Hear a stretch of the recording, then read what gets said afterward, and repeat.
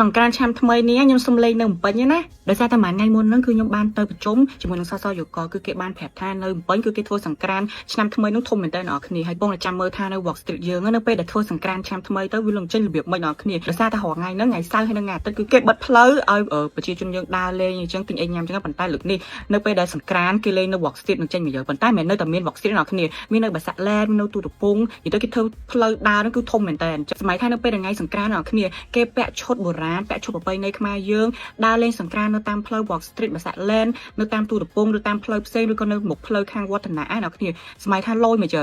ហើយថ្ងៃហ្នឹងគេមានកម្មវិធីលេងសម្រាប់តែលេងល្បែងជាប្រៃយើងមានបងអង្គុយលាក់កសែងទាញព្រាត់និយាយទៅឲ្យតែល្បែងជាប្រៃខ្មែរយើងគឺគេប្រពធ្វើទាំងអស់ស្បីតែការលេងអុកឬក៏គេមាន show បុកកតៅឬក៏ក្បាច់គុនខ្មែរអីហ្នឹងក៏គេមានឲ្យ show យើងមើលដែរចាំមើលបង content creator ហើយនឹងអ្នកដែលគាត់អត់មិនជា content creator ក៏បានដែរតែគាត់ចូលចិត្តធ្វើវីដេអូគាត់នឹងផុសចេញវីដេអូរូបភាពស្អាតហើយនឹងសបាយឲ្យជនបរទេសចិត្តខាងគាត់ឃើញទៀតហេតុផលដែលខ្ញុំគិតថាចង់ឲ្យឆ្នាំហ្នឹងនៅបន្តធ្វើសង្គ្រាន្តដោយសារតែខ្ញុំឃើញវីដេអូមួយនៅពេលដែលយើងសើ TikTok ទៅយើងដាក់សង្គ្រាន្តអញ្ចឹងណាគឺអត់ចេញខ្មែរយើងមកអត់ចេញរូបភាព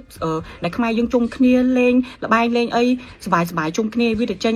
ភាពប្រទេសចិត្តខាងលេងវិញយល់អត់ចឹងហើយខ្ញុំគិតថាសង្គ្រាន្តឆ្នាំថ្មីហ្នឹងដែលគេហៅថាចូលឆ្នាំខ្មែរយើងហ្នឹងគឺជាប្រពៃណីរបស់ខ្មែរយើងអញ្ចឹងអត់ចង់បងឯងចង់បន្តនៅរហូតជារៀងរាល់ឆ្នាំដែលជារបស់ខ្មែរយើងអញ្ចឹងហើយខ្ញុំចង់ឲ្យអ្នកទាំងអស់គ្នាកាត់រូបភាពហ្នឹងឲ្យបានស្អាតឲ្យបានល្អសប្បាយជុំគ្នាហើយរូបភាពដែលខ្ញុំចង់ឃើញជាងគេហ្នឹងគឺការសប្បាយរបស់ប្រជាជនខ្មែរយើងជាមួយនឹងការលាយឡំជាមួយនឹងវប្បធម៌របស់ខ្មែរយើងចូលគ្នារបៀបថាវាស្តៀងនឹងសហសម័យប៉ុន្តែការសប្បាយជួបជុំគ្នាហ្នឹងគឺវាលាយឡំជាមួយនឹងការបង្ហាញនៃប្រពៃណីខ្មែរយើងការបង្ហាញនៃឈុតរបស់ខ្មែរយើងការបង្ហាញនៃល្បែងប្រជាប្រិយខ្មែរយើងចូលគ្នាប្រទេសជិតខាងបានឃើញថាល្បែងរបស់យើងគេលេងចេះហើយនឹងឈុតរបស់យើងគេធ្វើចេះហើយការប្រពៃពិធីសង្គ្រាន្តរបស់យើងគេធ្វើបែបនេះចឹងហើយខ្ញុំចង់ឲ្យអ្នកគ្នាចូលរួមលេងទាំងអស់គ្នាអ្នកដែលគាត់នៅតាមខេត្តគាត់អាចមកលេងនឹងពេញបានដែរដើម្បីជួបជុំគ្នានឹងសាងអនុស្សាវរីយ៍ឬក៏សាងរូបភាពនឹងឲ្យស្អាតជុំគ្នាហើយឲ្យជនបរទេសបានឃើញវីដេអូទាំងអស់ហ្នឹងថាសង្គ្រាន្តឆ្នាំថ្មីគឺខ្មែរយើងប្រពៃបែបនេះ